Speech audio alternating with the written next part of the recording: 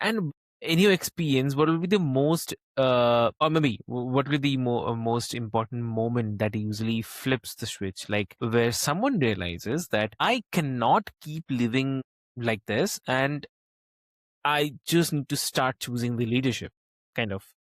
Moment where it starts to shift, that worldview shift takes place when the pain of being good is greater than what you could be in your individual God-given alignment. And what I mean by that is being good for long term is not enough. There are plenty of people who are good at what they do. Life can be enjoyed in a good way, but being what the God aspect, we're walking in your design versus being good at something.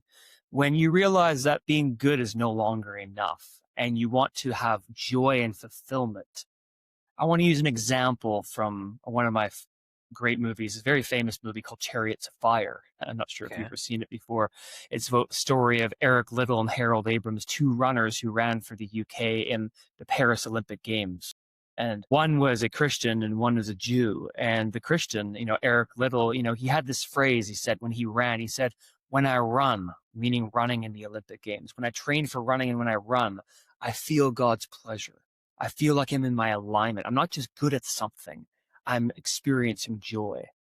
This is the moment. This is the moment where we shift. It's when, okay, I can either continue to settle for the good or I can do what I'm built for. When we reach that decision, then that's when everything changes from just being a victim and doing things that are good versus actually doing something that is fulfilling. That's what it means to walk in our DNA of design, right there. Exactly. Exactly. And you know that language tells always the truth. So when you are listening someone say or someone talk, that what phrases or the patterns tell you that they are in the victimhood mode, and even if they don't realize it. Some of those patterns for me is when somebody is talking about everything that's around them or happening to them or their environment more than they're taking ownership of Okay. their decisions. Those little hints, even if someone's not aware of it. I like to say this. I can tell if somebody is walking in their DNA of design versus abdicating to mediation. And this is something that is really a big message for me as well, is when somebody's abdicating to mediation. How does that look? Well, if I have a if I have a 10-minute conversation with somebody that we both know, Avik, maybe you recommend somebody to sit down with me and have a discussion. And the majority of the discussion they're spent talking about, oh, my mentor says this, or, my teacher says this. And they're almost talking third person versus actually taking ownership of what's happening in their own individual life. It's okay.